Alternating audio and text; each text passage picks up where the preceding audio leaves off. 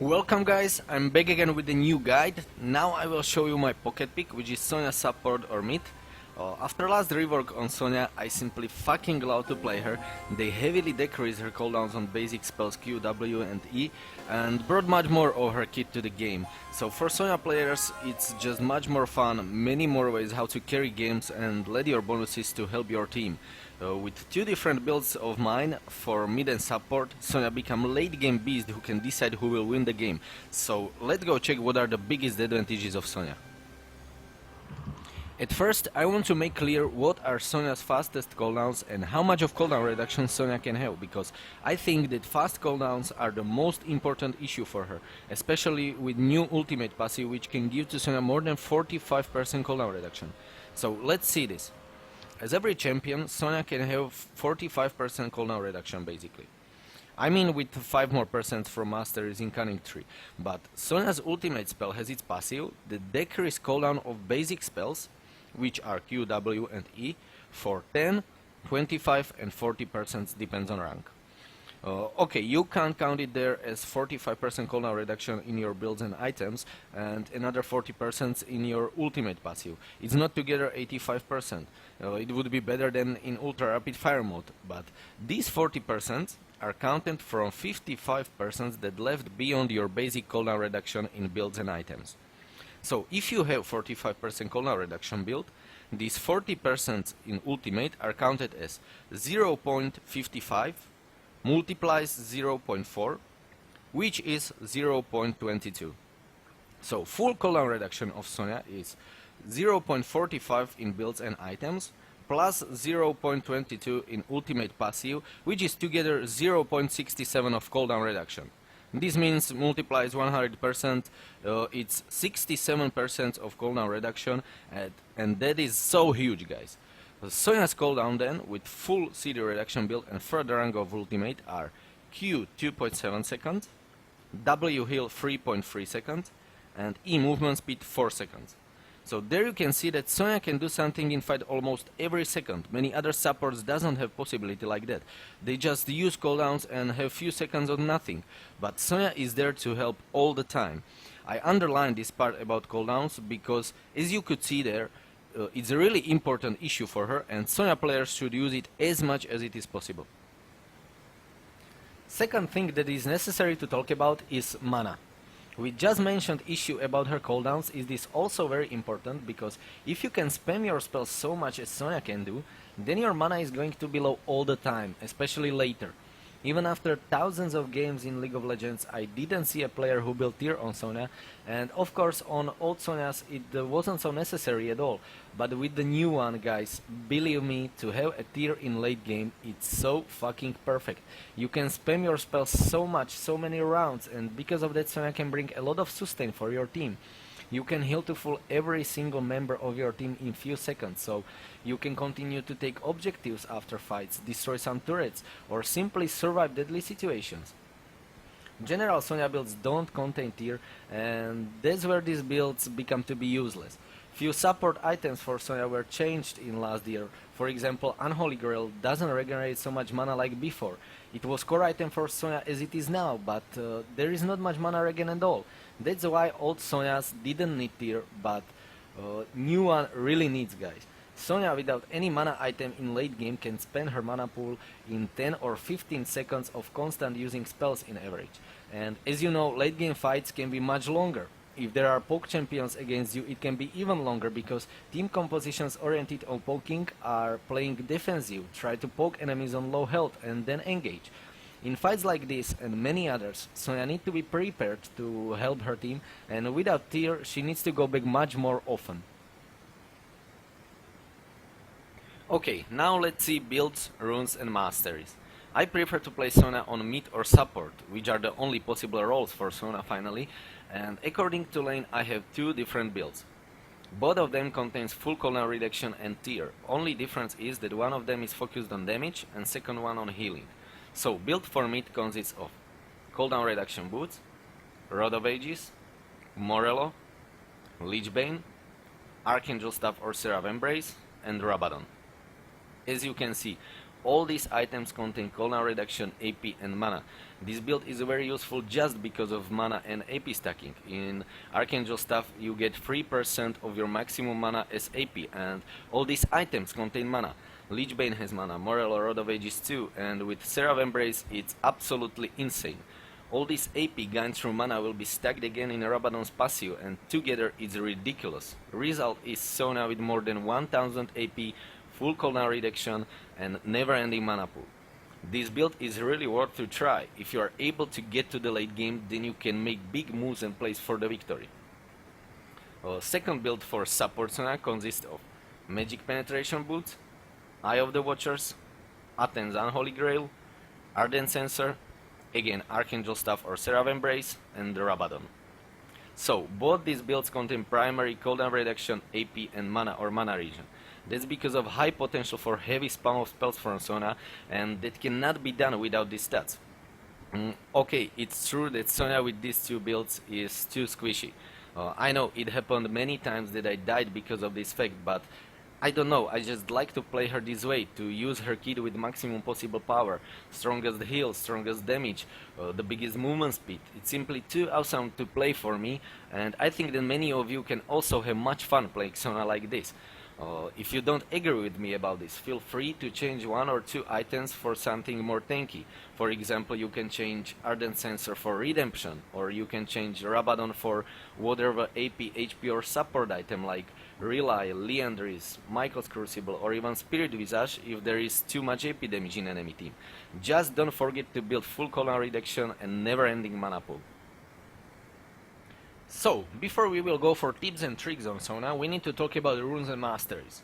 There are many possibilities how to prepare them, so I will show you just necessary and optional runes and masteries because it's really good for all players that are learning and trying to improve their playstyle to try more types and play different style of Sonas. So let's see runes first. My favorite runes that I used to play with in Rankeds are 15 AP in Quints and 9 mana regen per 5 seconds in others. Yeah, I'm sure that your first idea now is, what the fuck, Rock3tt, are you brain dead? My answer is definitely not. After more than 1000 of games with Sona, I realized how good is that mana regen for Sona early. Because your heal is the most expensive spell on Sona, and if you use it on low level in laning phase, you can use it few times, like 3 to 5 maybe, and your mana is low and you need to go back. I just find out the way how to have more sustain even in early game, and this mana regen can help you to use your W much more times. And now I'm not talking about other spells. If you have easy laning phase so you don't need to use your W, then this mana regen is even stronger because still you have at least 15 AP and you can use Q and E almost all the time, what can increase your poke damage and zoning potential to push enemies away from the farm. Other runes that are usually used by majority of players are AP, HP and Magic Penetration runes, classic AP runes with armor and magic resist, or alternative to these ones are with hybrid penetration. So in general, stats for runes that Sona benefits perfect from are AP, HP, mana regen, armor or magic resist, and magic penetration or hybrid penetration. I recommend to you to try all types of these runes, even try different combination of them. Maybe you will find out better composition that fits to your playstyle better than mine. In Masteries there are only two different ways how to play Sona, and it's Cunning Tree or Ferocity Tree. For support Sona I recommend to play only with Cunning Tree and Windspeaker Blessing because it increases your heals and shields by 10%, and in the end Sona is the only champion in League of Legends that have heal and shield in one spell, so this mastery make your W stronger twice. Green squares here are necessary masteries and orange squares are optional. 12 points that left beyond Cunning Tree can be spent in both trees. It depends if you want to have more damage, then go for Ferocity Tree, or if you want to be more tanky, have more heals and faster cooldowns on summoner spells, then go for Resolve Tree. But honestly, I prefer to spend these 12 points in Ferocity Tree.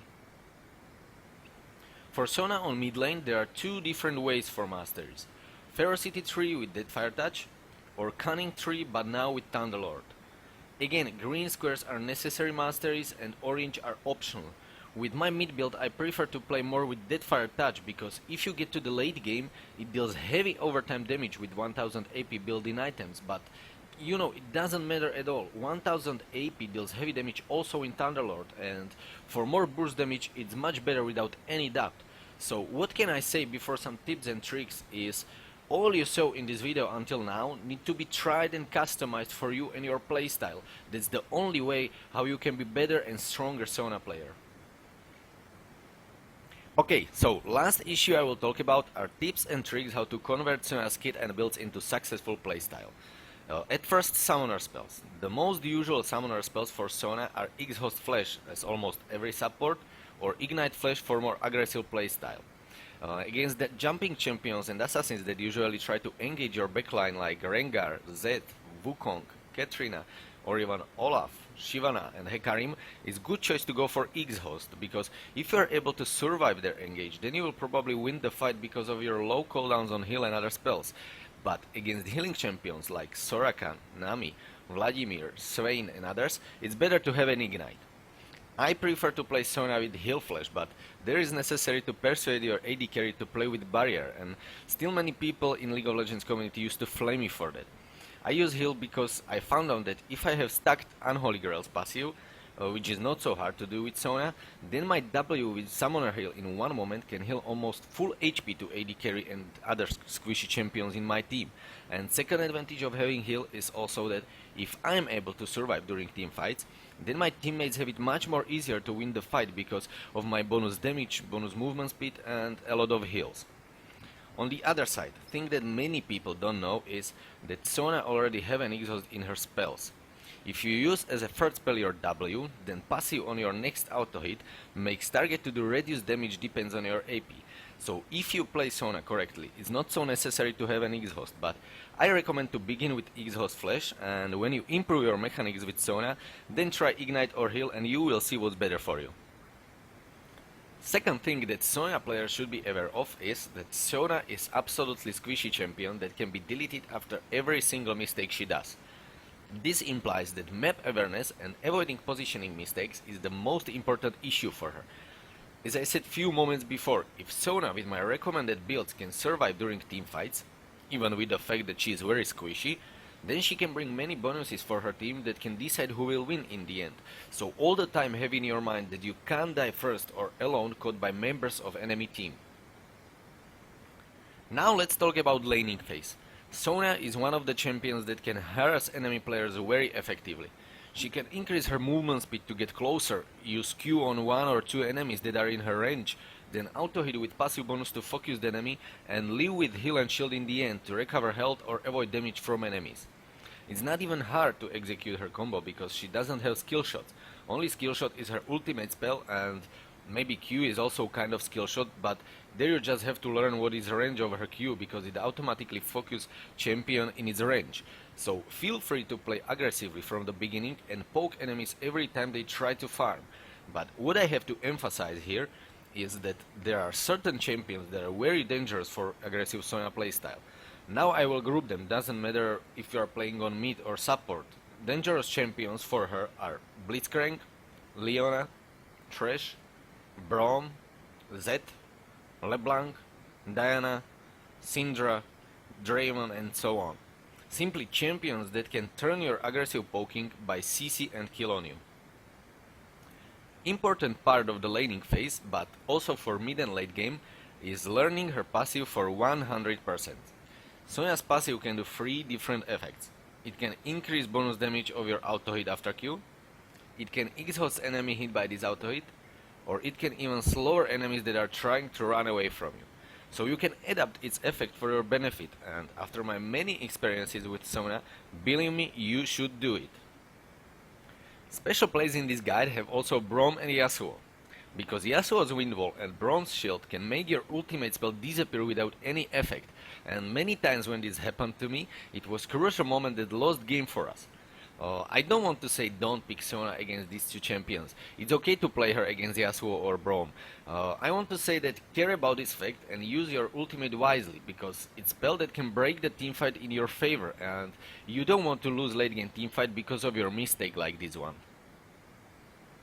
For late game teamfights, there are two tips I want to share with you. First is that you have to peel, and once more peel for your teammates as much as it is possible. The most you should peel for AD carry and AP carry, but Sona is there to save and help for all members of your team, even for tanks that usually engage team fights. So what you have to do there is stay back with your backline in safe position, and when the fight begins, then your mission starts by precise use of your ultimate and other bonuses. Second tip for late game teamfights, and last in this guide, is that Sona can engage teamfight very well just because of her ultimate spell. If you learn her flash plus ulti combo very fast, then you can prepare teamfight for your teammates. All you need to do there is to wait for perfect moment when enemy players group on one place, so you can hit more targets with your ulti, and execute combo flash plus ultimate. But still don't forget that you are very paper champion, so if you can't hit all champions that are near, you have to leave after this combo as fast as it is possible to avoid that and to be able to help your team in upcoming moments. Okay guys, that's all I wanted to say and share with you about Sona. I hope you enjoyed the video and learned something valuable. Again, as in my Vladimir guide, I don't say exact way how to play her.